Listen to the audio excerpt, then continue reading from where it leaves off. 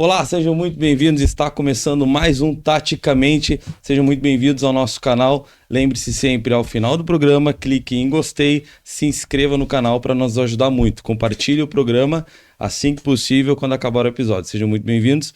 Eu sou o Marciano Lima e hoje junto comigo estarão JM e Henrique. Lembrando, nós temos o @, nós temos o Instagram do programa. Lembre-se de seguir a gente. O programa está como @programa Taticamente. Tudo junto, taticamente, certo, pessoal? Sempre que possível, nos siga lá, comente, curta as nossas fotos, ajuda muito no engajamento do programa e no crescimento do mesmo. Conosco hoje, como eu falei anteriormente, JM, seja muito bem-vindo em mais um programa. Bom dia, Marci, bom dia, Henrique, a todos que estão nos acompanhando. Um prazer enorme sempre estar aqui com vocês. Conversar sobre futebol é sempre muito bom. Cara, seja muito bem-vindo. Vamos falar bastante. Essa semana tem bastante assunto bom para nós falar dos acontecidos do futebol. Henrique, seja muito bem-vindo a mais um programa. Muito obrigado mais uma vez, JM, bom debatedor, né? Debatedor. É importante, tem muita coisa para se falar de futebol, mas eu queria antes... Eu fui cobrado de corrigir um comentário que eu fiz. Fui cobrado pelo meu amigo, meu vizinho, Gustavo, que ele me disse que o Grêmio moralmente é tetracampeão brasileiro. E aí eu fui ver, realmente tem razão. Em 1982, o Andrade defendeu uma bola dentro do Olímpico, que seria pênalti ou o gol do Grêmio, e o Grêmio teria sido campeão em 82. E o ano passado, com tudo aquilo que aconteceu, né? Então, meu amigo Gustavo, tá feita aqui a correção. Não é só o Inter que é pentacampeão moral, o Grêmio é tetracampeão moral também. Aliás, até nisso a gente tem o granalismo, né? Aliás, já pensou se o futebol fosse talvez um pouco mais justo? O próprio Botafogo, que fez a mesma coisa que o Grêmio na sua história de ficar em primeiro e não ser campeão, já pensou quantos times já teriam sido campeões dessa forma? O Internacional é um exemplo dele, que ficou em primeiro muitas rodadas e no final acabou não sendo campeão. Perdeu na última rodada do Corinthians, se eu não me engano. Sim. Mas o futebol ele não é justo, né? Futebol Ou às vezes ele tenta ser, mas não é. Futebol mas, não é enfim. justo. Ontem nós vimos um exemplo naquele Alemanha e Espanha, né? Que a dona da casa tomou aquele gol no final ali da prorrogação e ficou fora. Mas isso é que é o bom do futebol, né? Você nunca vai saber quem vai ganhar. Por isso que ele é tão espetacular na sua essência de ter essas nuances, né? E por falar em dupla Grenal, vamos começar falando do Grêmio. Novamente o Grêmio teve maus resultados ou não resultados suficientes para sair daquela situação incômoda que é estar entre os últimos do Brasileiro. Independente de estar dentro ou fora da zona, ainda corre muito risco pela sua grandeza e pelos maus resultados. Semana passada nós falamos sobre o fato de que agora temos que começar a jogar bola, né? Talvez a dupla Grenal não tanto, porque o Inter está um pouco mais favorável no seu desempenho, mas o Grêmio ainda continua muito mal. Como é que se resolve? Passado uma semana, Henrique. Lembra que eu falei semana passada que a bengala, a muleta, né, vai deixar de existir, né? A história de estar jogando fora, a muleta terminou. O Renato, ele entregou o jogo para o Palmeiras na quinta-feira com a mexida errada que ele fez. Aquele jogo estava ganho. A insistência do Renato em colocar certos jogadores, né? O gol do Grêmio foi um gol muito rápido, até bonito, né? O primeiro gol, o segundo gol também e tal. E o time estava jogando bem, jogando para frente e imprensando de certa forma o Palmeiras, embora o Palmeiras seja um grande time, né? Um time difícil de ser batido, né? E aí o Pavão, né? Que estava jogando pela direita e prendendo os laterais do Palmeiras que não conseguiu subir. Ele vai e me tira o Pavão, né? Vai e mexe na estrutura do time e coloca os de sempre que ele adora colocar. Galdino e o... Como é que é o nome do outro? O JP Galvão. JP Galvão e Galdino. Desfigurou o time, tomou dois gols em 3 minutos e poderia ter perdido aquele jogo. Então, agora a desculpa acabou. E ele já começou sem a muleta, com resultado ruim, porque foi um resultado ruim, provocado pela ação dele. Essa situação, mais uma vez, né, Henrique, a gente vem trazendo isso, a insistência, o ego, em peças que não deram resultado até o presente momento. O técnico Renato, ele mexe no time no momento de euforia. No momento em que, como bem colocou, o time estava jogando bem. Dentro do cenário daquele jogo de futebol contra um grande adversário que é o Palmeiras, estava tudo dando certo. O Grêmio estava construindo o seu resultado com um desempenho regular bom dentro de campo, conseguindo neutralizar os ataques do Palmeiras, mesmo que correu alguns riscos antes de sofrer o primeiro gol e depois o empate. Mas o problema vem da casa-mata, Henrique e Marci. Vem aquela insistência de que vou mexer quando fez o segundo gol e mexeu imediatamente. Isso é sabido no futebol, que há aquela euforia de 5, 10 minutos que tu tem que deixar o jogo rolar para te verificar o que vai acontecer a partir daquele segundo momento. Que foi o gol do Grêmio, que foi o gol convertido o pênalti convertido pelo Cristaldo, que estava dando uma tranquilidade enorme com mais de 30 minutos do segundo tempo. Sim. Então, assim... Era um jogo ganho. Era um jogo que estava se encaminhando para uma vitória. É o que eu penso. O resultado frente ao Palmeiras, ele não é ruim. Só que como foi, ele é péssimo. E também diante de todo o cenário que o Grêmio vem vivendo. Porque tu insistir em peças, por exemplo, na coletiva, ele traz... Tive que colocar o JP Galvão. Eu não vou nem falar do ego e da soberba que ele utilizou na coletiva com os repórteres, porque isso já tá ficando muito batido. Tá chato. Ele insiste, vamos falar do que é dentro de campo. Ele traz o JP para reter a bola no ataque. Só que o JP Galvão ele já teve mais de 40 oportunidades, como bem colocou um repórter na coletiva, e não deu certo. Não dá certo. Outro ponto e uma escolha, na minha opinião, totalmente equivocada. Colocar um zagueiro que não joga mais de 6 meses contra o vice-líder do Campeonato Brasileiro, Rodrigo Caio. Ele passa por um problema de médico, contusão, retorna e logo ele coloca num jogo que está 2-0, um jogo que está quente. Um campo pesado, com gramado ruim. Perfeito, um campo pesado, um gramado ruim. O jogador não está acostumado com aquele tipo de situação. Por quê? E até aquele momento, a defesa do Grêmio estava funcionando bem. E estava funcionando bem. Sim. Uma das melhores... Kahneman tá velho, mas ele jogou muito naquele dia. A defesa está funcionando. Tanto é que, se você for analisar o jogo, não teve nenhuma grande defesa do Marquezinho até sair nos gols. E a bola, as jogadas do Palmeiras estavam morrendo antes de entrar na área. Sim. E aí ele desestruturou tudo, bagunçou o meio de campo todo, tirou aquela rapidez do Pavon, que estava prendendo os laterais, o lateral do Palmeiras. Ele tirou o Edenilson. Lembrando que o Edenilson fazia uma baita de uma partida. O Edenilson, que é um cara... E aí ele faz toda essa... Então, assim... Só uma observação. Edenilson que jogou na sua posição. Edenilson que jogou na sua posição. Né? Depois de 8 vezes que ele entrou. Segundo jogo que ele joga na posição. E assim, o JM, por ser um jogo contra o Palmeiras está em terceiro. O vice-líder é o Botafogo. Por ser um jogo contra o Palmeiras, eu poderia até dizer que o resultado foi um resultado ótimo, não perdeu.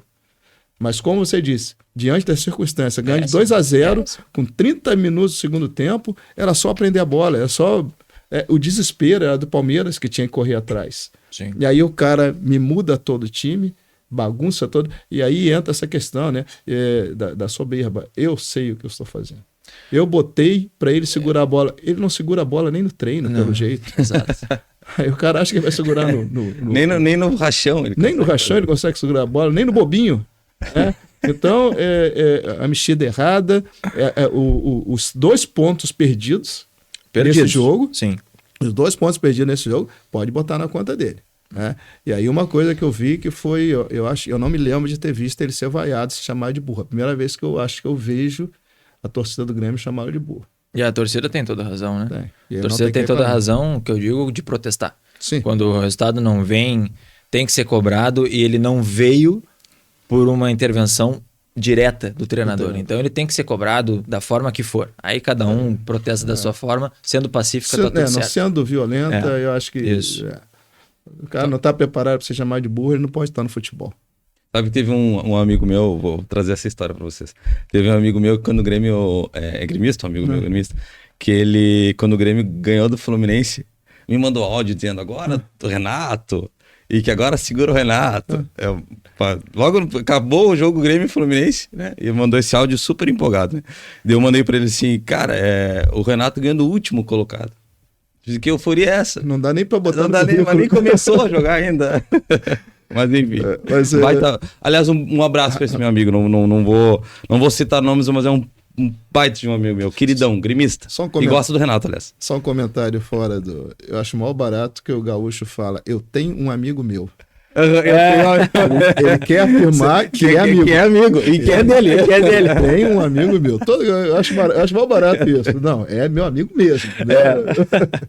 Agora, nós falamos agora sobre o JP, né, que entrou e não tem essas características que o Renato alegou na coletiva pós-jogo, né? E sempre... Alegou com soberba. Alegou com soberba. É normal. Bom, até então nada fora do caráter e da personalidade dele, o que a gente... Tá tudo bem, é um problema dele com a imprensa, a ideia cada um faz a sua. Mas em relação ao ataque, né? Que sim tem uma deficiência, embora o Grêmio esse ano se preparou bastante com pontas, né? Tem pontas o suficiente para... Eu me lembro que o Renato, em algum momento, quando tínhamos só o Ferreirinha, né? Ele alegava que o Grêmio não tinha ponta, né? E sempre dizia, é ruim jogar só com ponta no elenco. E o Grêmio foi lá e trouxe 4 de uma vez só. Em relação a pontas, a gente acredita que o time está bem servido. Mas realmente, de centroavante, com a vinda do Diego Costa, se formos ver de ofício, só tem... Eu digo assim, de ofício, com uma qualidade acima do normal, que é só o Diego, né?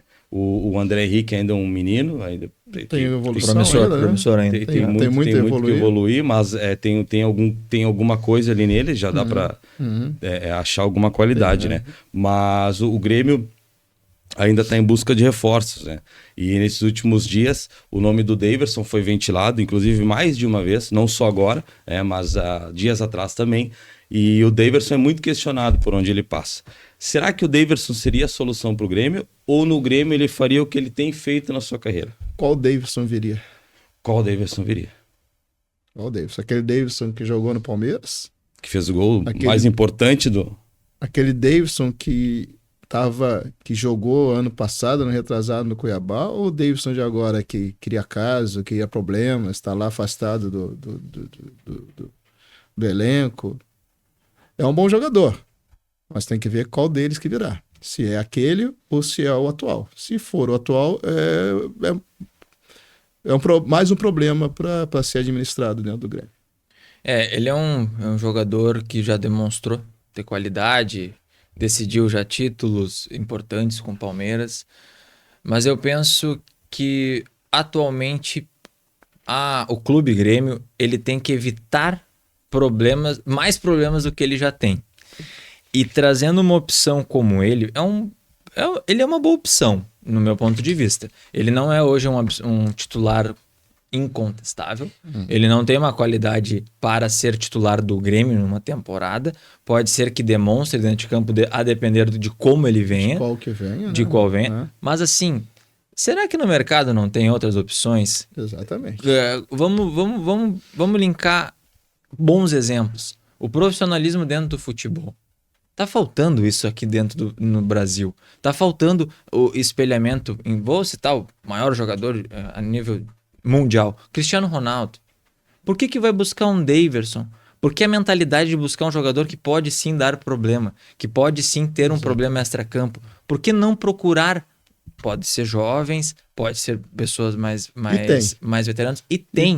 O mercado ele traz possibilidades. Daqui um pouco um 9 no Brasil, claro que não. É difícil estar nessa posição hoje aqui, no futebol nacional. Mas na América Latina, na própria Europa, tem jogadores que têm uma outra mentalidade frente ao futebol. O Daverson já demonstrou que ele tem uma personalidade forte. Ele é um bom jogador, só que ele também tem problema. E o Grêmio hoje, na minha concepção, tem que evitar os problemas. Tem que evitar problemas. E assim, o Daverson tá parado há quanto tempo? Esse ano ele jogou o campeonato estadual. Ele jogou alguns jogos. Eu não sei se ele já jogou algum jogo do Brasileiro. Então, não sei se ele já entrou em campo no Brasileiro. Então é um jogador que tem que vir para o clube e voltar a uma mini pré-temporada para ele, para retomar o futebol.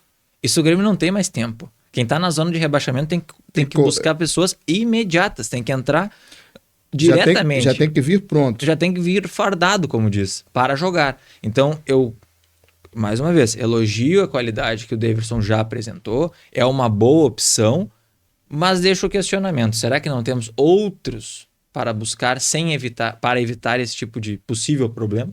Será que a possível vinda do Daverson e a procura dele dessa vez não exime o Renato, porque normalmente o Renato é o que chama os nomes, né? Ou que cita os nomes. Será que dessa vez não seria culpa só da direção? Porque eu não lembro, assim, e vocês podem me ajudar, mas eu realmente não lembro do Renato citar o nome dele, assim, de pedir ele. Eu também não lembro.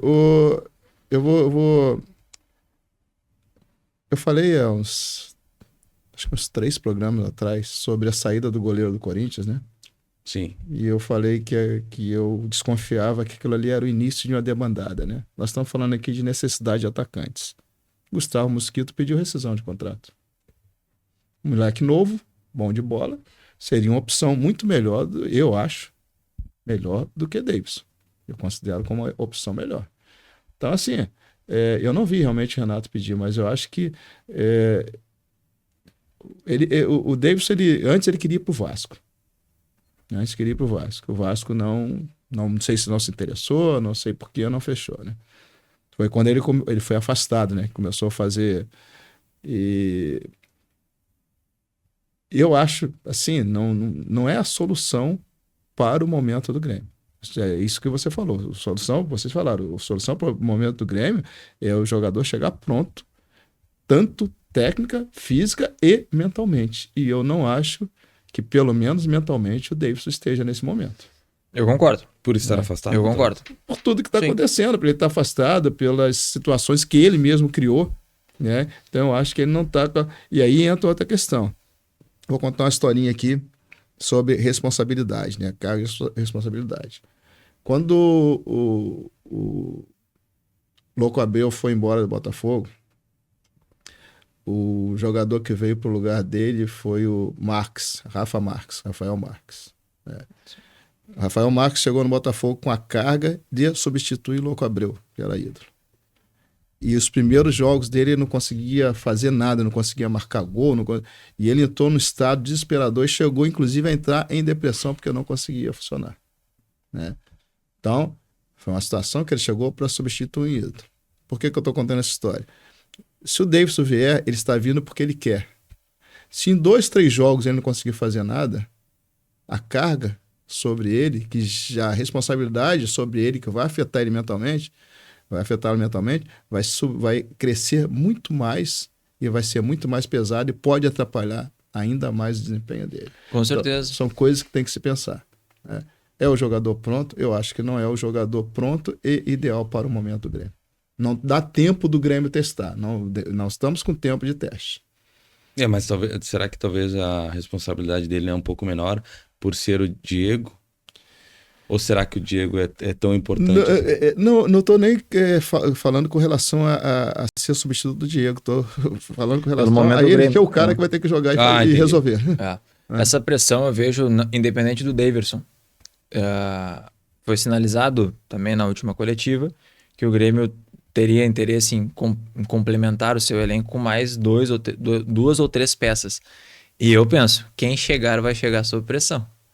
Ninguém vai chegar num clube do tamanho do Grêmio nas últimas posições. Onde está na colocação no Campeonato Brasileiro tranquilo. Então, concordo 100% com o Henrique. Tem que estar pronto. Fisicamente, tecnicamente e mentalmente. Porque o jogador tem que saber qual é a situação que o clube se encontra. Exatamente. Isso até, olhando algumas coletivas e ouvindo alguns jogadores, muito se critica no Fluminense. Que os jogadores parece que ainda não caíram na realidade de onde estão.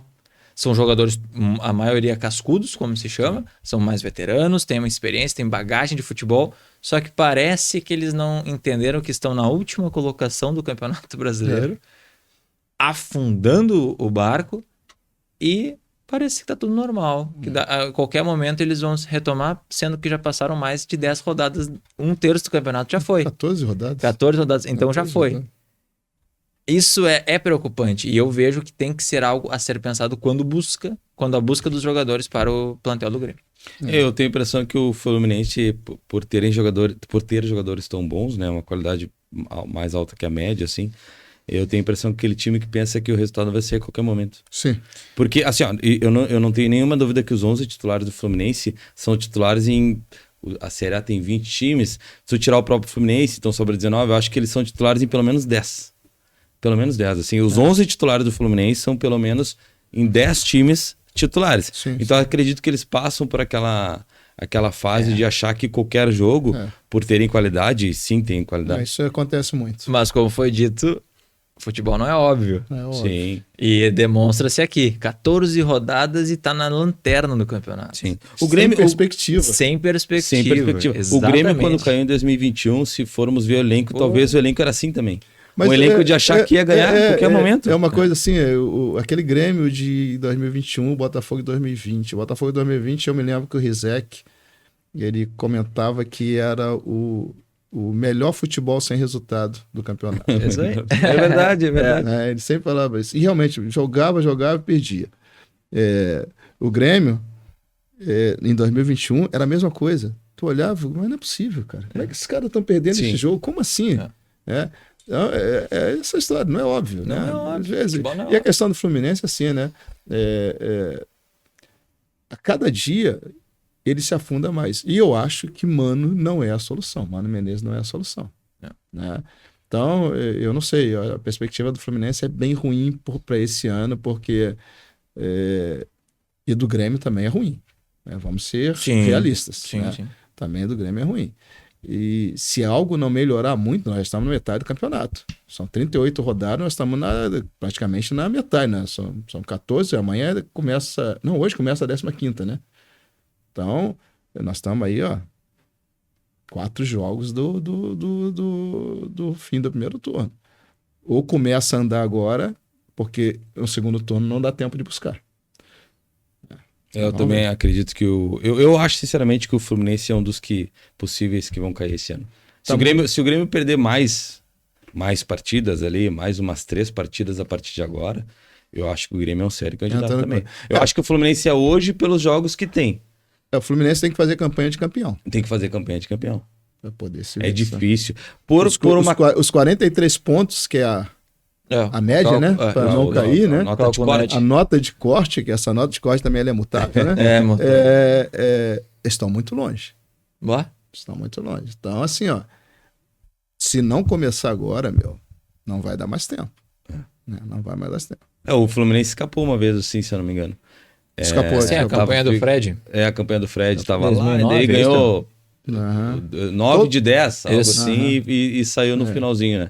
Mas por falar em reforços, nós estávamos falando ali sobre o Daverson, né, pelo lado do tricolor gaúcho, mas o Colorado também está em busca de reforços. No seu departamento essa semana de futebol, o Magrão, dirigente do Colorado, disse que sim, o Inter, na metade do ano, ainda está em busca de reforços, porque acredita que o elenco ainda não é suficiente.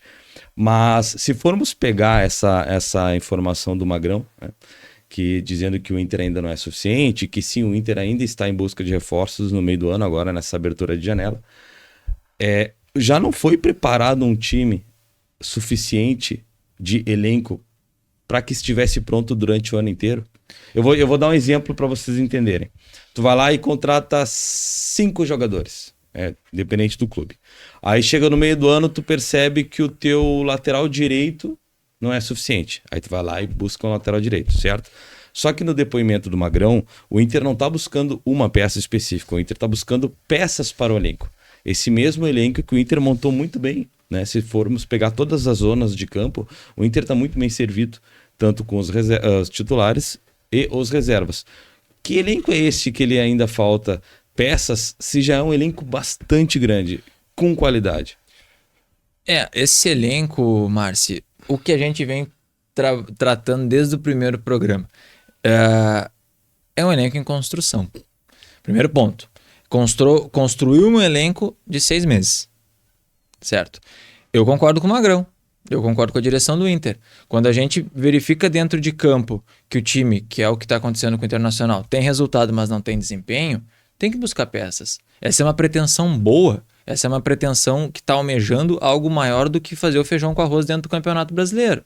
Porque o Inter, ele tem uma possibilidade de título lá, construído desde o início do ano, onde o projeto no Beira-Rio era o Campeonato Brasileiro 2024, onde a montagem do clube foi para isso. Só que já se demonstra em alguns aspectos e alguns jogos que é insuficiente em algumas posições. E penso eu que esse tipo de movimento na instituição, dentro do clube, é perfeita. Porque mesmo tu está verificando em campo que tu não tem desempenho, tu vai ficar parado esperando o barco afundar? Não. Se ele verificou que o lateral direito dele não está rendendo os 90 minutos, se ele precisa uma peça complementar para o objetivo maior, que é ser campeão brasileiro de 2024 ou até mesmo para 2025, tem que ir no mercado. Tem que buscar, tem que consolidar o clube.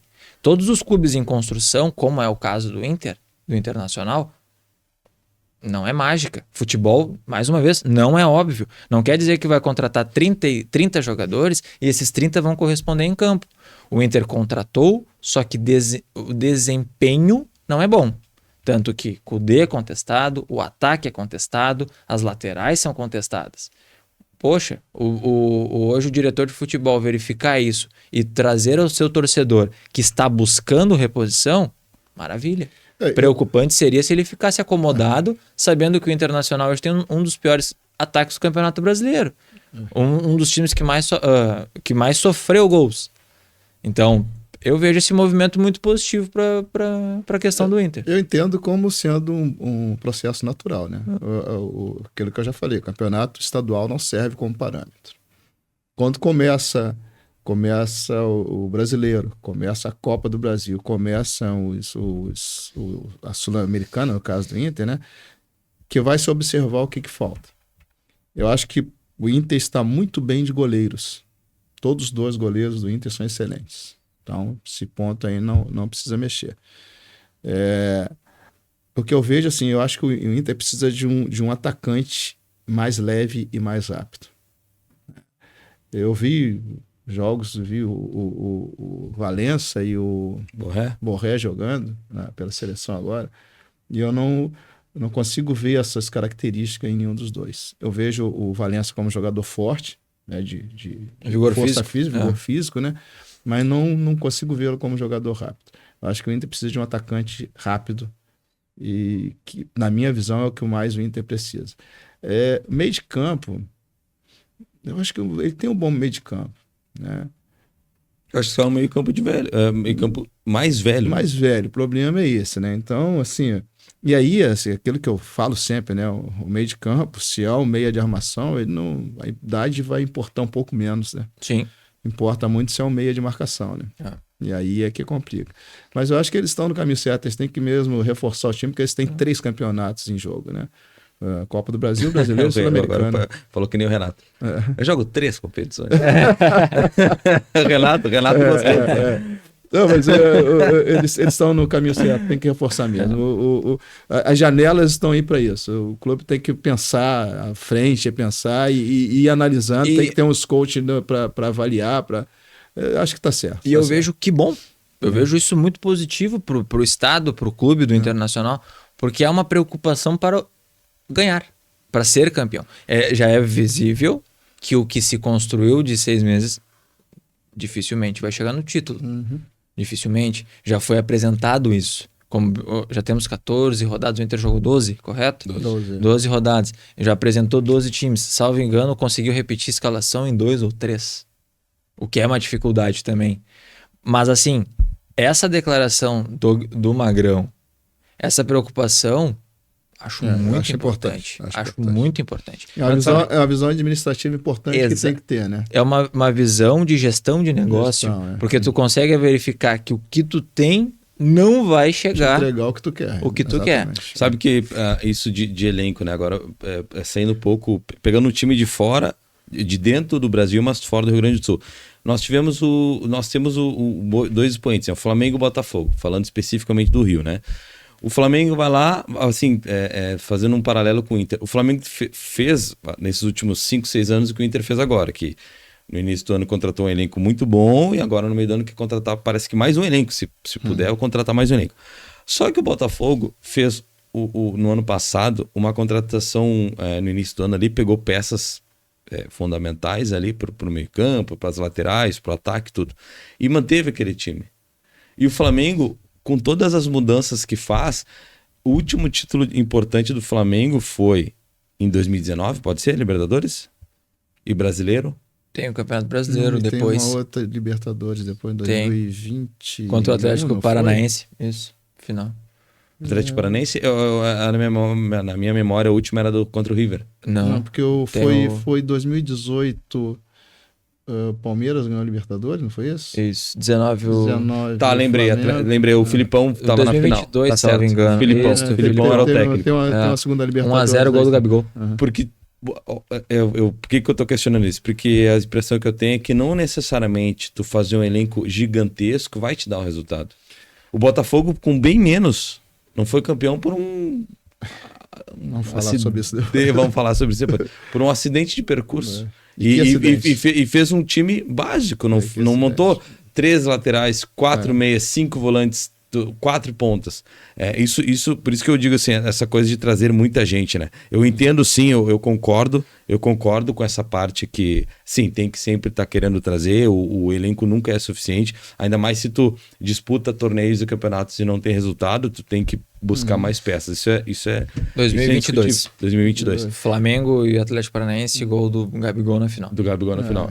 E isso de... Aquela bizarrice de 2 clubes brasileiros disputando a Libertadores e jogar lá no Equador. No Equador ou México, pode ser? Não, Equador. No Equador, Mas isso de trazer muitas peças e não ser garantia, para mim o Inter, o ano passado, falando um pouquinho mais do Internacional, o ano passado o Inter teve um ataque muito bem construído por peças, tinha volume de jogo, criava, mas não convertia em gols. E esse ano o Internacional estava passando pelo mesmo problema. É um time que ataca muito, cria bastante, mas não está sendo efetivo nas finalizações. E essa déficit de gols feitos pelo Internacional está acarretando o mesmo problema do ano passado. Isso de não fazer gols me levanta o seguinte questionamento. O que é mais interessante? Tu ter um time que cria muito, mas não faz muitos gols, ou que não cria tanto, mas é objetivo.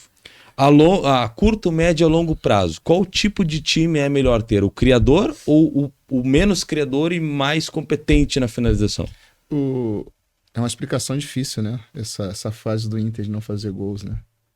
Eu não sei se é o esquema do Kudê, eu não sei se a armação está ruim, eu não sei se o ataque não está efetivo, mas é uma explicação bem complicada. Mas dentro de todas essas complicações, tem uma coisa assim que eu tenho um amigo colorado que ele fala muito sobre isso, né? Por que o Inter faz pouco gol? O Inter faz 1-0 e eu acho que o jogo tá ganho. Isso aconteceu no domingo contra o Criciúma, né? E tomaram aquele gol e quase perderam o jogo, né? E agora contra o Fluminense, né? Estavam ganhando e depois tomaram empate, né? Não correram grandes riscos contra o Fluminense, porque o Fluminense está jogando essa bola que a gente... Sim. Mas e aí isso aí passa muito pelo técnico, né? Então eu acho que dentre todas essas possibilidades, eu acho que o maior problema da falta de gols está nas orientações que vêm do banco de reserva. Acho que tem dedo do treinador nisso daí. Tem. Penso da mesma forma e além disso também a questão do Inter hoje, atual, minha opinião é que o mais importante é o resultado. Mais importante é o resultado para somar pontos, para chegar no objetivo final, que é chegar na melhor posição no Campeonato Brasileiro, se possível sendo campeão. Por que eu vejo que hoje o melhor é o resultado e não o desempenho? O time é um clube, é um elenco em construção ainda, na minha visão. Eu não vejo o Inter consolidado 11 titulares. Tanto que não repete escalação. Não repete escalação. Então, assim, o desempenho em campo ele é criticado. O desempenho que o Inter apresenta nas 4 linhas ainda é contestado pelo próprio torcedor, pelos analistas de futebol, por todos, porque o Inter não joga bem e ganha. Agora sim, veio de 3 resultados negativos e começou a se questionar mais uma vez, tanto que o Magrão vem falando que vai buscar peça, porque o Inter é um time em montagem. Então, o resultado, na minha opinião, hoje é mais importante. A efetividade sempre no futebol, na minha concepção, também é mais importante. Não é, como bem colocado pelo Henrique, o Botafogo de 2020 ele era espetacular, só que não ganhava. Melhor futebol sem resultado. Melhor futebol sem resultado. É lembrado esse Botafogo de uma forma negativa. Porque não ganhou títulos, caiu, só que demonstrou um excelente futebol. Então, o movimento do Internacional é ser objetivo e conquistar pontos. Ponto. Tanto que o desempenho quase que deixa o Inter fora da Sul-Americana. Pois é. Que não é um campeonato que tem uma cultura, uma forma diferente, que tu tem que... É mata-mata. Todo jogo tu tem que... Todo jogo é mata-mata, desde a fase de grupos. É sabido isso. Exatamente. E não, o Campeonato Brasileiro é um pouquinho diferente. Ele tem a questão de ser a longo prazo e o Inter se gruda nisso, vamos falar assim, que vamos ganhar de 1-0. Mentalidade do Kudê. 1-0 tá bom, jogo 1-0. ganho. Um exemplo que eu sempre utilizo. O Corinthians do Tite, de 2012. Do Carille? Não, do Tite campeão do mundo. Ah, tá. Daí que eu achei que tu ia exemplificar o Corinthians, que o Campeonato Que ganhou o Brasileiro dessa campeonato, forma. ganhou de 1-0. Ganhava de 1-0, 2-1, Ganhava 1-0, 1-0. 2-1, 1-0. Só que constrói com o Tite posteriormente ao Carille. Sim, sim. É mentalidade de trabalho. E o Inter não quer dizer que a mentalidade do Inter seja isso, mas a produção dentro de campo está ocasionando e resultando um placar magro, mas com resultado. O Inter está com 19 pontos em 12 jogos, né? Exato. Não é uma média ruim, né? Tá, o primeiro colocado que é o Flamengo está com 30, depois tem Botafogo, Palmeiras e Bahia com 27. Ele está ali em 10º com 19 pontos, né? Para quem tem 2 jogos a menos, é uma pontuação interessante, né? E muito boa, né? Mas não pode se agarrar em resultado de 1-0. Isso é que eu acho que é a grande preocupação da torcida do Inter. Isso é que a grande bronca dos torcedores do Inter com o Kudê é esse. É achar que tu fez 1-0, começa a tocar bola, começa a recuar, e aí você traz o adversário para o seu campo e acaba sofrendo um gol de empate ou o risco de tomar uma virada. O que ocorreu nos últimos 2 jogos. É o que ocorreu nos últimos 2 jogos. E isso me parece que foi o sinal de alerta. O jogo contra o Criciúma, jogar no Heriberto Rios ali, é difícil de ganhar daquele time. Difícil. É muito chato. Difícil. Eles são chatos, eles são... E ele tava com um jogo ganho, né? Tal, e aí ele, 1-0. O Criciúma tentando, e o Inter não tentando nada mais. Tentando, olhando o relógio. Esperando terminar a partida. Olhando o relógio. E aí, então assim, 1-0 não é resultado. No futebol, 1-0 não é resultado. Ontem ficou provado, tanto para a Espanha, que acabou ganhando depois, né, que fez 1-0, tomou um gol no último minuto, quanto para a Venezuela, que estava perdendo, empatou e depois... Então, eu acho assim... O próprio jogo da Argentina e Equador. Argentina e Equador, né? Eu acho que eu gostei muito de ver a seleção do Canadá jogando. Eu gosto daquele tipo de futebol, para frente, atacando sempre. Falta malícia, perderam caminhões de gols, né? Mas eu gosto e eu acho que tem que ser assim, o futebol tem que jogar para fazer gol, independente da quantidade, independente do adversário, né? A partir do momento que você começa a pressionar na frente, o time adversário vai se apertar e aí eu acho que é o que não tem acontecido. Eu acho que se pegarmos um histórico, eu assim, agora falando especificamente de tipo de time, né? Eu particularmente prefiro o time que crie muito, por mais que não seja tão efetivo. Por quê? Né? Eu acredito assim, ó. Vamos pegar um time que cria pouco, mas que sempre quando chuta gol faz gol, certo? Por que eu não confio muito no time assim? Porque se eu pegar uma média de 5, 10 jogos, aquele time não vai ganhar o campeonato ou pontuação suficiente. Se o time cria muito e erra muito gol, ele me dá uma tranquilidade, talvez uma falsa tranquilidade, de que a segurança de criar eu tenho. O time que cria pouco, mas tem a questão seguinte: se tu sair perdendo, tu cria pouco. Exatamente. O time que cria muito, se tu estiver atrás no placar, tu tem grandes possibilidades de conseguir empatar e virar. E se Essa tu não é a ganhar questão. no jogo, por exemplo, tu foi lá, chutou, exemplo, 18 vezes no gol e foi 0-0. E o outro time chutou 2, certo? É. A chance de tu no próximo jogo criar bastante, a chance disso acontecer é muito alta, porque tu é um time que cria bastante, só que tu não vai errar todos os gols Sim, do jogo anterior. Uma hora entra. Por isso que eu confio mais no time criador e não fato. tão efetivo. É Porque, fato. por exemplo, é mais fácil tu botar os atacantes e meias, chutar 50 bolas no treino para aprender a finalizar melhor, do que tu fazer um sistema ser mais inteligente para criar. É mais difícil tu fazer isso do que tu botar os caras para chutar 50 vezes. Eu tenho essa impressão. Pode ser que não, pode ser concordo, que... Entendeu? Mas eu sei. Por isso que quando o Colorado, o torcedor colorado chega para mim, pô, mas a gente chutou 38 vezes e não fez um gol. Eu digo, calma, tá bom. Não tá bom pro resultado, mas pensa assim, ó, no próximo jogo, tu vai criar muito próximo de 38 e não vai ser 0. Aham. O Inter vai fazer, ou qualquer outro time. Por falar em gols, né? Nós falamos ali do ataque do Colorado.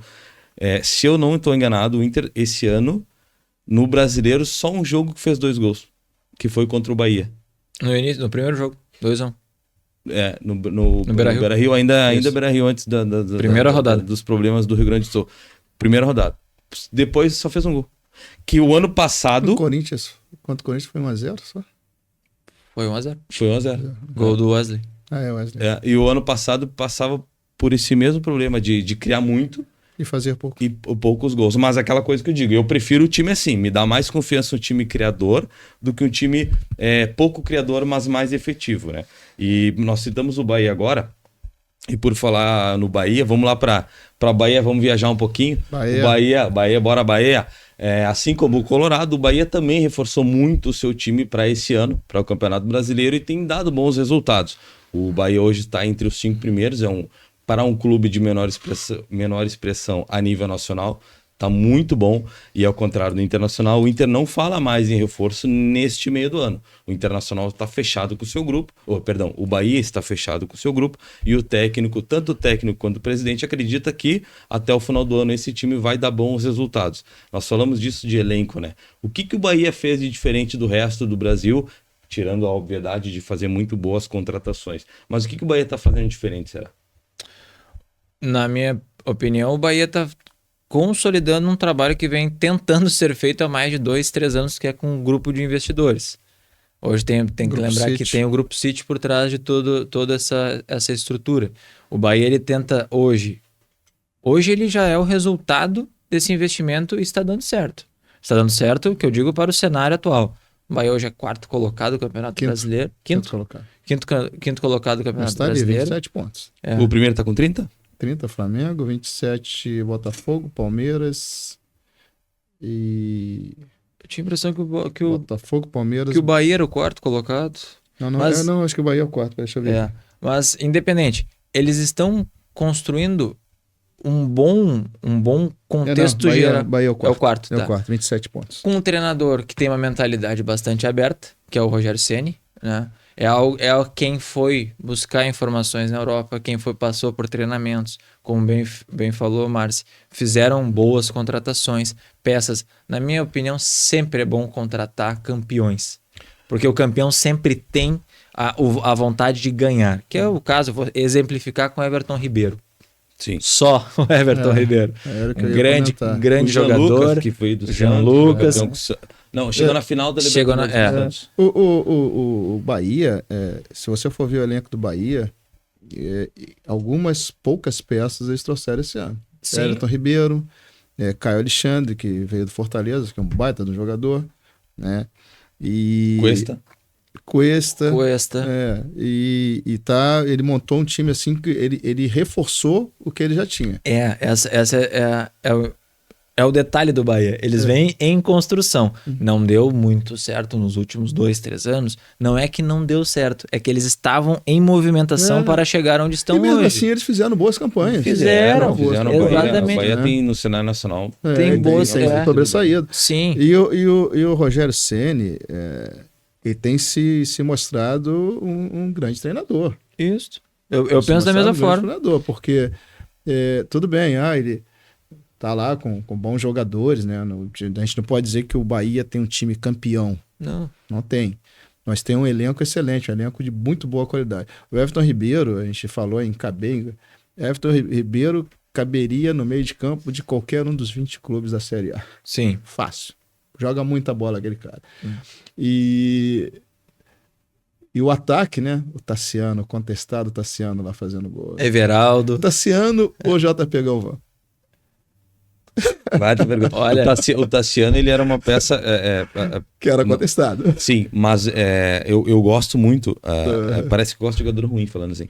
Mas eu gosto muito do Tassiano no sentido peça-chave numa sistemática onde ele não é craque. Não é um baita jogador. Mas até não desiste. Não desiste. Não E assim, desiste, cara, isso é importante, ele é o... Como é que é? O pessoal chama... Carregador de Carregador de piano. piano. Exatamente. Cara, ele joga no meio campo ali, se tu botar ele de 5, lateral, ele vai marcar, de 8 vai marcar, de 10, ponta. É E impressionante. dentro disso aí do Bahia, o Bahia ele joga futebol. O Rogério sempre tá colocando o Bahia para jogar aquele futebol para frente, né? Que é o tipo de futebol que eu gosto, né? E sabe o que, Então, que eu vejo os no meias são rápidos, o ataque é rápido, né? E as jogadas, parece que eles treinam muitas jogadas. E Assim, como o Bahia tá atacando em bloco? Ataque em bloco, É pois é. impressionante. E todo clube, todo time que ataca em bloco, ele dificulta tremendamente a vida da defesa. Mas aí vem o ponto do treinador. Por que eu ressalto tanto o Rogério Ceni? Por que o Bahia está atacando em bloco? Porque o Rogério Ceni foi atrás do conhecimento, ele é um cara aberto. Diferentemente de outros, que eu não vou citar nomes. Mas eu estou certo. Tem um pessoal aí. O futebol foi inventado por mim e tem que ser jogado assim. O Rogério Ceni abriu mão das férias pessoais dele esse ano para estudar. Cara, eu vi que ele passou um tempo na Espanha com o time que ficou líder muito. Eu acho que foi o... Granada não. Teve um time que ficou líder ali muitas rodadas no espanhol. Perdeu no finalzinho ali, mas ficou muitas rodadas e ele ficou um período lá nesse time da Espanha com o técnico lá. E ele foi buscar o quê? Ele foi buscar conhecimento diferente do que está se apresentando no Brasil. E o ataque em bloco, como bem colocado, é visível, não é? Isso é uma mudança dele. Mas essa é uma mentalidade europeia, né? Com certeza. Você vê que o Arthur Jorge, quando chegou no Botafogo, ele trabalhava com 4 atacantes. Isso. 4 atacantes, né? Então ele é pressionar a defesa, né? Pressionar, dá opções de onde você vai passar a bola. Né? Quando você coloca o JP Galvão lá para receber a bola, você só tem ele. Que fique bem claro, nada contra o JP Galvão, nada contra alguns jogadores, mas sim com o contexto geral. Nada contra o técnico. A efetividade, o problema é a efetividade. Né? Então, efetividade. Não adianta você... Mas aí voltando aqui ao Bahia, eu acho que o Bahia ele tem condições de fazer uma boa campanha. Eu não vejo o Bahia como postulante ao título. Futebol não é óbvio. Falamos isso no início, né? Mas não vejo, neste momento, eu não vejo o Bahia como postulante ao título. Mas eu vejo o Bahia com uma campanha muito boa de pelo menos Libertadores ele ir. Sólido. Eu vejo uma campanha, eu vislumbro, né? Porque a gente ainda tem muito campeonato pela frente. Mas diferente dos anos passados, eu vejo esse ano o Bahia sólido. Um time que entra em campo, como bem colocou o Marciano, ele perde e ganha da mesma forma. É verdade. Ele é um time que, quanto o Internacional na primeira rodada, ele já apresentou esse ataque em bloco, deu muito trabalho, mas perdeu. Eu digo uma coisa, o Bahia, a forma que o Bahia joga em mata-mata é excelente. Sim. Excelente tática para mata-mata. Quase passou pelo Grêmio. Se o campeonato brasileiro fosse de mata-mata, o Bahia estaria muito bem. Né? A forma do Bahia jogar para a Copa do Brasil, para a Libertadores, para a Sul-Americana é excelente. Né? Mas o brasileiro longo como eu não vejo ainda o Bahia como postulante. Posso estar errado porque o futebol... Concordo. E talvez tenha uma coisa que talvez prejudique o Bahia um pouquinho, né? Que é a parte logística da coisa. Porque a maioria dos times da Série A tá tudo ali no centro do país. Né? O Bahia Bahia é um dos únicos que tá na ponta. Então, só joga próximo contra Fortaleza, né? Mais ou menos, né? Mais ou menos, porque o resto é tudo aqui para baixo. É tudo longe. Vitória e deu. Vitória, que é em casa, e o Fortaleza. O resto é tudo longe. Imagina os outros 18 são fora. Não, 17, porque daí tem o Fortaleza 17, e o Vitória. Fortaleza, Vitória e Bahia são do Nordeste, o resto fora. Não, daí tem esse agravante, mas mesmo assim o Bahia tá fazendo uma campanha muito boa. Eu também acredito que vai ficar entre os primeiros no mínimo ali. Saindo um pouquinho da Bahia, vamos viajar, vamos pro Rio de Janeiro, falar um pouquinho do Botafogo, que é um clube que, assim como ano passado, tá se apresentando muito bem. Na tabela da Série A, tá sendo um time consistente, tá um time bastante aguerrido para o seu elenco e assim como ano passado tá muito bem. A questão é, será que se acontecer como ano passado, o Botafogo chegar a uma liderança, vai se manter líder ou poderia acontecer o mesmo acidente que aconteceu do ano passado, quando estava líder, com muitos pontos à frente e acabou no final perdendo para o Palmeiras? Nosso setorista do Rio de Janeiro, Henrique, ninguém melhor do que tu para falar sobre o Botafogo. Foi dolorido, né? Foi triste, foi dolorido e foi uma lição. Eu acho que dificilmente isso vai acontecer de novo. Né? Só um paralelo, não perde o teu raciocínio. Eu tenho a impressão que o torcedor do Botafogo sentiu muito mais essa perda, do que o torcedor do Grêmio quando o Grêmio fez a mesma coisa. Por algum motivo que eu não sei dizer, eu não sou... nunca... Pelo histórico, né? O Grêmio vinha de títulos, né? O Grêmio tinha uma história recente. O Grêmio tinha a Copa do Brasil, o Grêmio era o maior vencedor da Copa do Brasil na época que perdeu aquele título, né? Então o torcedor gremista ele tinha um anestésico, né? E nós não tínhamos. Né? Então foi bem dolorido. Eu acho que assim, o time foi pouco mexido, né? O elenco foi poucas peças que saíram e tal. Eu acho que aquilo não tem como se repetir. E isso a gente tem visto nos jogos. Né?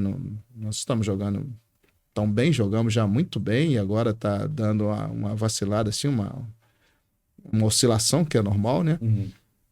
Mas continuamos ali em cima brigando. Eu acho que, de certa forma, não é bom o clube abrir tantos pontos, porque relaxa. E eu acho que houve um relaxamento muito grande ano passado. Não vou entrar em outras questões que a gente sabe que aconteceram, e eu acho que alguma outra coisa extra-campo, fora arbitragem e tal, acredito que alguma outra coisa tenha acontecido e que nós nunca vamos saber, né? Mas eu acho que o time de hoje, o elenco de hoje não vai ter uma cabeça melhor, mesmo ainda tendo jogadores que passaram por aquilo. Os próprios jogadores que passaram por aquilo estão mais cascudos. E também, né? A gente estava falando e o time está sendo reforçado, né? Eu acho que nós trouxemos aí Igor Jesus, Alain e agora Almada. Então está montando um time bem forte, né? Eu acho que a gente não passa mais por isso. Né? A minha preocupação atual é com a zaga pelo lado direito. Porque o Halter é o nosso JP Galvão. Ele já mostrou do Goiás. Ele já demonstrou que ele não é um cara que passa segurança. Ele faz falta. No jogo contra o Cuiabá, o pênalti que ele fez, não tem como tu contestar que não foi pênalti. Não tem como reclamar. Ele empurra com as duas mãos o jogador que nem o Pita, que nem ia chegar na bola. Né? Ele jogou tão mal nesse jogo contra o Cuiabá que teve um lance que ele foi driblado pela bola. Ele foi para um lado da bola, a bola rolou para o outro, ele passou e quase que sai o gol do Cuiabá. Então, nós temos, o que eu acho que tem que ser reforçado é a nossa zaga pela direita. Nós temos lá o Pablo, que veio do Flamengo, mas jogou meio jogo e está sempre machucado. Chegou machucado, jogou meio jogo, se machucou e não jogou mais. Mas eu acho, do resto do elenco, eu acho que tá bom. E eu acho que aquilo que o treinador fala, né? O Arthur Jorge, eu acho muito interessante. Eu quero estar em primeiro lugar na última rodada. Né? Que é o que interessa. É o que interessa. Ano passado, ficar 30 e poucas rodadas em primeiro e perder daquela forma foi muito doloroso. Sabe que todo time, quando tá líder ou pode virar líder e não vira e acaba perdendo o campeonato, todo mundo lembra de um jogo. Todo mundo lembra de um jogo que se diz, né? Aquele jogo. O Internacional, que na última rodada perdeu pro Corinthians. Empatou. Não ganhou do Corinthians. Isso. E não foi campeão. O Colorado, por incrível que pareça, por mais que naquele jogo tem aquela polêmica do pênalti do Ramiro da mão, o torcedor colorado disse que o Inter não perdeu aquele jogo, que foi contra o Sport. No Beira-Rio. Sim, no Beira-Rio. O gremista naquele ano disse que foi contra um time tal. No ano que o Botafogo foi líder, todo aquele período, tá? Tu como representante do Rio de Janeiro, qual foi o jogo que tu acha que o torcedor do Botafogo acha que foi o que não deu o título? Teve algum jogo específico? Não. O Botafogo perdeu o título naquele jogo. Ou foram alguns jogos? Porque a maioria dos torcedores dos seus clubes que perdem citam um jogo. O Botafogo ganhou 3 jogos no segundo turno. Ganhou do Fluminense, ganhou do Bahia, ganhou do América Mineiro. 3 jogos. 3 jogos em 19. Né? Mas um jogo que eu acho que pode ter sido aquele jogo que...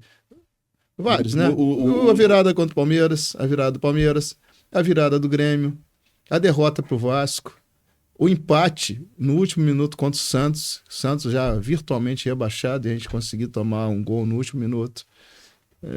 Curitiba, e a gente também no último minuto tomar o gol de empate. Isso foram vários. Havia assim uma sensação de desconcentração, entra nessa história. Fazia 1-0 e achava que não, resolvido o problema, ganhamos. E aí tomava o gol no último minuto, né? Esse ano parece que inverteu, né? Nós estamos fazendo gol nos últimos minutos. Parece que a praga do último minuto dessa vez passou pro Inter, né? Que o Inter que tem tomado gol nos últimos minutos. Mas foram vários jogos. Eu não definiria como aquele jogo nos tirou o título. Foram vários. Tu lembra de algum, JM, que tu acredita que foi o que não deu o título pro Botafogo? É que o Botafogo tem essa questão do segundo turno ter sido muito ruim. Muito ruim. Ter feito campanha de rebaixamento. Um jogo que me chamou muita atenção foi contra o Palmeiras. Sim. Que saiu ganhando de 2-0. 3-0. 3-0, me corrija se eu estou errado. Obrigado. 3-0 e sofreu a virada. Ali foi perdeu um pênalti, inclusive, quando estava 3-0, perdeu o pênalti. Não, eu acho que estava 3-1. Porque daí ficaria 4-1, eu lembro, assim, ficaria 4-1. Todo mundo. Eu me lembro que a opinião do Brasil inteiro foi essa. Não foi sobre a virada, foi sobre o pênalti. O pênalti. Porque o pênalti faria 4-1. E assim, por mais que o Palmeiras sim tenha um elenco absurdo, né? Eu não sei se viraria. 4-1, não sei nem se empataria. Mas ali eu vejo não somente o gol ou o empate ou a virada, eu vejo a questão anímica. Sim. Eu vejo que o time ali... Quando tomou o segundo gol, parece que se apavorou. Exatamente. Não só se apavorou, como se encolheu, vamos usar esse termo. E a partir daquele momento, o Botafogo, ladeira abaixo. Contra o próprio Grêmio, já pegou numa fase não líder. Me corrija. Não, estava na liderança. O Botafogo ainda era líder? Era líder. Então, mas o 3-0? 4-3. Não, digo, abriu 3-0. Não, abriu 2-0, aí 2-1. 3-1. Isso, 3-1, 3-2, 3-3, 4-3. Perdeu. Mas o jogo que eu vejo é contra o Palmeiras. Porque era um jogo, como chamado, confronto direto, uma final de campeonato. É verdade. Né? Jogo de 6 pontos. Isso. E aí criou toda aquela... Inicia o jogo avassalador, Botafogo, 1, 2, 3, e sofreu. Ali eu... Ai, tem alguma coisa que não tá legal. E a partir daquele momento foi se sucedendo. Sim. Alguns jogos, resultados, viradas. O Grêmio naquele jogo especificamente, no jogo específico, mas durante o período do ano passado, o Grêmio tinha um cara lá, o tal do Soares. E daí fazia alguma diferença. Não, e nesse jogo... Fez toda a diferença. Nesse jogo contra o Grêmio. Jogava alguma coisa. Esse jogo contra o Grêmio, o Botafogo perdeu pro Ferreirinho Soares. Perdeu pro Grêmio, perdeu pro Ferreirinho Soares. O Ferreirinho incorporou ali o Robin pra direita. O Ferreirinho é aquele... E aí, a gente fala sempre do Renato, né? Aí entra aquela questão que eu já falei. Antes de terminar o primeiro tempo, o Renato chega no banco e conversa com o Ferreirinha. Ficou uns minutos ali conversando com o Ferreirinha. E quando o Ferreirinha entrou, ele entrou... voando. Incorporado. Voando, né? Mas eu não vejo jogo específico. Acho que foi todo um conjunto. Eu concordo. E um péssimo segundo turno, né? Mas não vejo aquele jogo específico que... Tanto é que nós ficamos até fora da fase direta da Libertadores. Tem que fazer pré-Libertadores. E eu vejo dessa forma também. Como a lição está muito recente, penso que não vai acontecer de novo. Pode ser que daqui a um pouco o Botafogo não chegue na liderança com tantas rodadas ou até mesmo ao título. Pode ser que apenas se classifique para Libertadores, tudo certo. Se buscar a liderança não tenha tanta sobra de pontos. Exatamente. Em relação ao ano passado. Porque o exemplo está claro. Não adiantou nada a campanha extraordinária do primeiro turno e um segundo turno. Na verdade, assim, ó, se a gente for ver, o campeonato de 2024 está mais equilibrado em questão de pontuação do que o 2023, né? Sim. São 4 times, um time com 30 e 3 com 27 pontos. Diferença de 3 pontos. 3 pontos. Nessa rodada no ano passado, Já o estava Botafogo disparado. estava com, sei lá, 9 pontos de diferença. 9, 10 pontos de diferença. Então, está muito mais equilibrado. Então, nenhum clube, nenhum time ali pode se dizer já campeão esse ano. O campeonato esse ano, eu acho que ele vai enrolar até as últimas rodadas para decidir o campeonato. O campeonato ainda tem, embora já tá bem adiantado, né? Mas ainda tem muita rodada para acontecer. Vamos falar um pouquinho de futebol internacional, pessoal. Essa semana, Portugal, a seleção de Portugal, do nosso Cristiano Ronaldo, nosso querido Cristiano Ronaldo, tem tido dificuldades para passar de fase.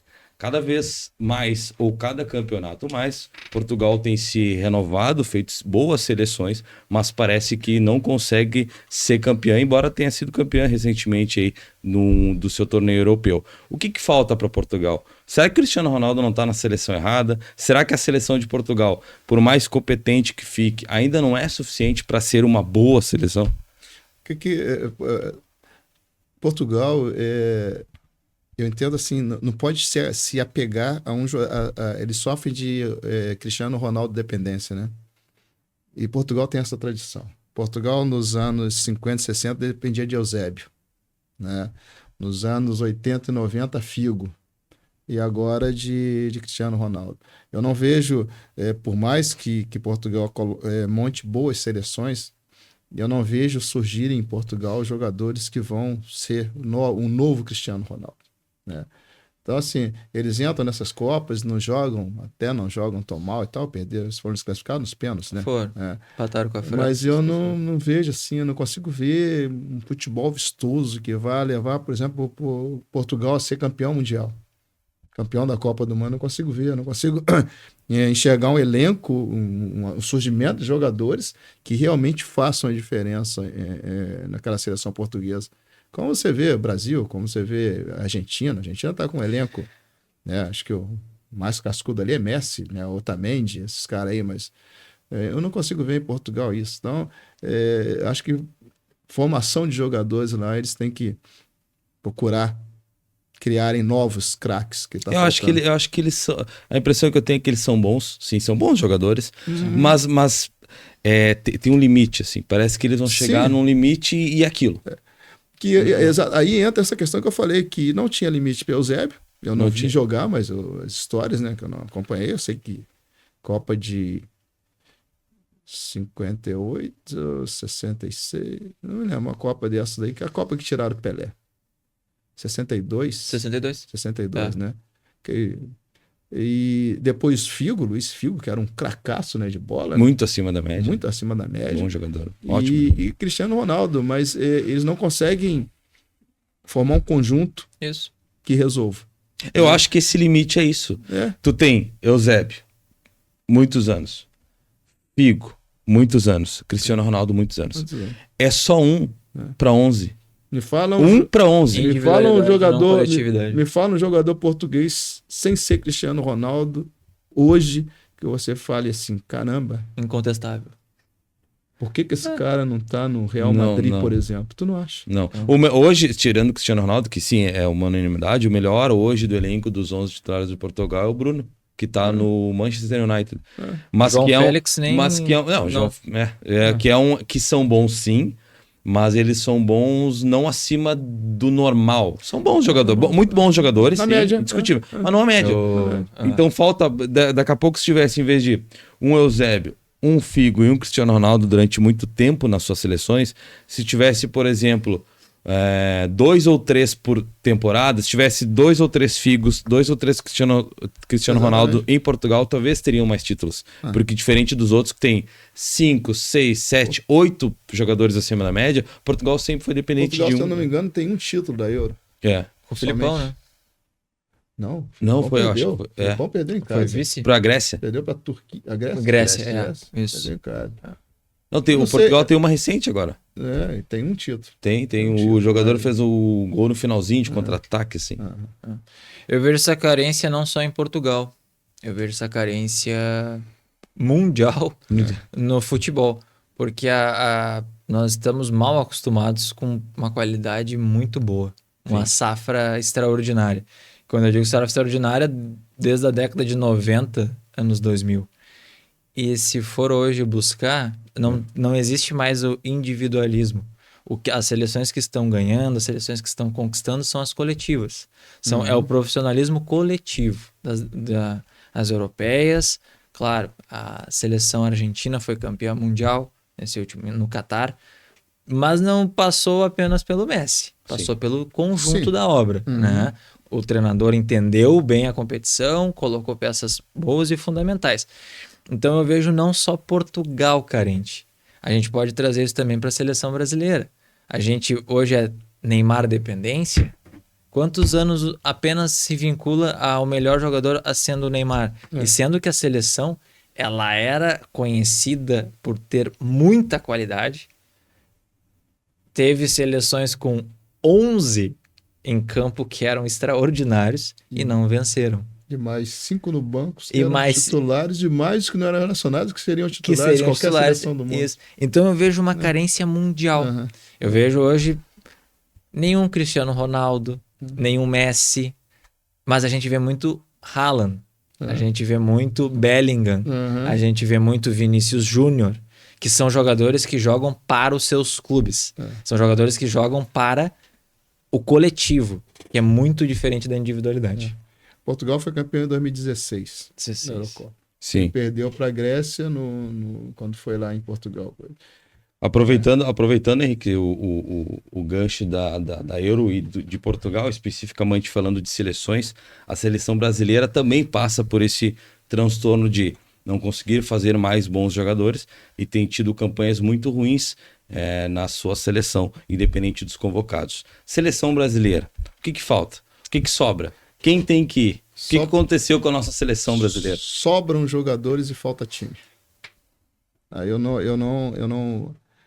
Bom, eu sou da época que o jogador da seleção, ele jogava ali com o coração, né? O jogador da seleção, a grande maioria dos jogadores que jogavam na seleção, jogavam em times brasileiros. Hoje em dia você não vê quase isso daí. Eu vi aquele jogo contra a Colômbia, né? Na quarta-feira, né? Terça-feira? Terça. E eu vi um jogo lamentável. Jogo muito ruim. Muito ruim. Sem criação. Sem criação. Nada. Fez o gol, um golaço, diga-se de passagem, de falta, né? Bola parada e não fez mais nada. Né? Então, assim, eu vi o Dorival, por mais que ele tenha ideias boas, essas ideias dele não estão funcionando na seleção. Eu não sei... Eu sou muito crítico, sabe? Porque assim, o jogador que joga no exterior, ele é bom, é craque e tal, tem que ser convocado. Mas se terminar a Copa e não ganhar, ele nem volta para o Brasil, já vai direto pro... Ele não olha para um torcedor brasileiro no aeroporto, ele não vê um torcedor brasileiro para cobrar dele. Eu acho que isso aí, no futebol brasileiro, isso está influenciando muito. Então, assim, eu vejo bons jogadores, embora, como eu disse, a maioria ali, uma grande parte deles nunca atuaram profissionalmente no Brasil. Tem um grande número de jogadores ali, né? Salvo aí Vinícius Júnior, que começou no Flamengo, salvo uns poucos ali que estão lá, que jogam no Brasil, mas a maioria não vai ter aquela responsabilidade, não. Eu vou ter que desembarcar no Galeão, em Congonhas, em Porto Alegre, não vejo isso. Né? Então, assim, falta conjunto. O Thiago Leifert, ele fez uma crítica ao Vinícius Júnior, que o Vinícius Júnior não gostou, porque hoje em dia tem isso, né? O jogador não gosta de ser criticado, né? Tem mais isso. Tem mais isso, né? E o Thiago Leifert, ele fez uma crítica no Twitter que o Vinícius Júnior estava mais preocupado em fazer drible bonito do que passar a bola e jogar para o time. Né? Muitas das vezes isso acontece, não só com ele. Né? Não vou crucificar que o Vinícius Júnior, não só com ele. Muitos jogadores ali do Brasil estão mais preocupados em fazer uma jogadinha bonitinha e tal, ao invés de jogar no conjunto, jogar pelo conjunto. E eu acho que E eu acho que hoje, contra o Uruguai, eu não quero ser o mensageiro da agonia. Mas eu acho muito difícil o Brasil passar pelo Uruguai. Acho muito difícil. Jogando o que o Brasil jogou. Eu sou da época que um time, uma seleção como a Costa Rica, jogaria contra o Brasil para perder de pouco e ganhar uma camisa no final do jogo. Era só para saber quanto vai terminar o jogo. Quantos gols? Vamos perder de pouco e no final do jogo ganhar uma camisa do jogador brasileiro. Essa era a mentalidade dessas seleções. Hoje em dia, viu o comentário do jogador colombiano lá, do ex-jogador colombiano? Vi. Dizendo que não tinha medo, que agora não tem que ter medo. Não tinha motivo para jogar para a Colômbia ter medo da seleção brasileira. Quer dizer, isso não existia. As únicas seleções nas Américas que faziam frente ao Brasil eram Argentina e Uruguai, só. Mas ninguém, nem Chile fazia frente. Nem Chile. Hoje em dia a gente empata com Costa Rica, a gente perde para Bolívia, a gente toma sufoco de Venezuela. Né? Então, assim, qual foi a última seleção que eu vi jogar mesmo futebol e que impressionava? 2002. De lá para cá eu não vi mais nada. 2006 foi aquilo, 2010 aquela seleção horrorosa, 2014 sem comentário e daí em diante só ladeira abaixo. Se não houver um choque muito grande, eu acho que a gente tende a ter muita tristeza pela frente. Também. E aí voltando, já te passo a palavra, e aí a gente vê o presidente da CBF reclamando de arbitragem. Logo, o presidente da CBF reclamando de arbitragem. Inacreditável. Vai cuidar primeiro de casa para depois reclamar. Logo, o país onde a arbitragem é péssima. Inclusive, ontem, assistindo aquele jogo do Canadá, aquele Wilton Pereira apitando, que coisa horrorosa. O cara deixou de dar um cartão amarelo. O goleiro da Venezuela impediu o jogador canadense de bater o lateral, que ele estava fora da área, e ele nem amarelo ele deu. Né? E vários lances assim, absurdos, bizarros, né? E aí o presidente da CBF, que está lá, não sabe por quê, não sabe como chegou e não sabe como sair, né? Reclamando de arbitragem, culpando a arbitragem. O desempenho em campo não é culpa da seleção, não é culpa da arbitragem, é culpa da má gestão mesmo. O que eu vejo na seleção, até aproveitando esse gancho, eu concordo com o Thiago Leifert, não somente específico ao Vinícius Júnior, mas a mentalidade individual frente ao coletivo. É algo que está faltando. Está faltando, por exemplo, aquelas regras que a gente trouxe em outros programas. Aquilo tudo é visível que é para integrar um objetivo maior. É objetivo para criar a unidade, como se chama, unidade de seleção. E não a unidade Vini Júnior, unidade Rafinha, unidade Savinho, não. A seleção, enquanto ela tiver a mentalidade individualista, ela não volta a ter o desempenho que tinha em 2002. Não volta. Porque a intenção maior tem que ser, sim, a seleção brasileira. O país, como bem colocou o Henrique, a cobrança tem que ser aqui. Tem que ser de dentro para fora. E não de fora para dentro. Não adianta chegar na Europa e cobrar um brasileiro. É muito diferente de dentro do Brasil cobrar um brasileiro. Então isso demonstra carência de qualidade técnica, na minha opinião. Não tem ninguém surgindo extraordinário, na minha opinião também. Só eu que acho que o Neymar foi o último. Foi o último, porque, por exemplo, o Endrick, que deve começar jogando hoje, é um ótimo jogador. Mas ele vai entrar nessa mesma característica de individualismo que nós estamos vendo na seleção. Exato. Sabe, o Henrique, eu acho, e JM, eu acho o Endrick bem fraco tecnicamente. Cara, eu acho o Estevão hoje muito bom. Já léguas à frente do Endrick. Eu não acho ele características ruim. diferentes, né? Só que eu acho o Endrick, por exemplo, se tu pegar um é ponta pela direita, vem jogando da direita para a esquerda, para o centro, e outro é centralizado. O Endrick na dele, eu acho muito mais fraco que o Estevão na dele. Ah, mas não são as mesmas assim? Beleza, eu não estou comparando um com o outro. Eu estou comparando cada um na sua. Na sua posição, exato. O Estevão na sua já é muito melhor do que o Endrick na dele. Eu acho que o Endrick é um trabalho muito bom de mídia. Eu acho que fizeram um trabalho muito bom com o Endrick. Era o que eu ia falar. O Endrick, ele é um bom jogador. Não podemos ter dúvida com relação a isso. Mas a mídia exaltou demais. Sim. Né? E isso aí atrapalha. Isso atrapalha. Quiseram transformar ele no Pelé, cara. No Pelé. E ele não é. Não é? Não vai longe. ser nunca. Não vai ser nunca. O Pedro, que já tem 30 gols nessa época do ano, sequer é convocado. O Endrick tem 3 desde o início do ano. Pois é, pra tu ver. né? O Pedro na seleção seria muito mais efetivo, mas aí entra aquela questão, né? Tu vai botar o Pedro lá, que é um goleador, um cara que sabe onde tem que estar, né? Mas ele vai receber. Aí voltamos ao caso do exato. Verdade. Voltamos ao caso do Grêmio. Não adianta botar o Pedro lá, Pedro, ó, você vai resolver tudo aqui, é você que vai fazer tudo gol. contigo agora. Mas aí ele vai ficar lá e não vai chegar a bola nenhuma, porque o Pedro não é o tipo do cara que ele sai driblando. Né? O Pedro, ele se posiciona bem, ele bate bem, ele tem aquela visão de futuro, né? Ele olha pro jogador, ele imagina onde é que a bola vai ser lançada e já se posiciona. Não, ele tá no lugar certo na hora certa. Ele tá sempre no lugar certo. Impressionante. Aquele gol que ele fez errado. de peito agora contra a Juventude.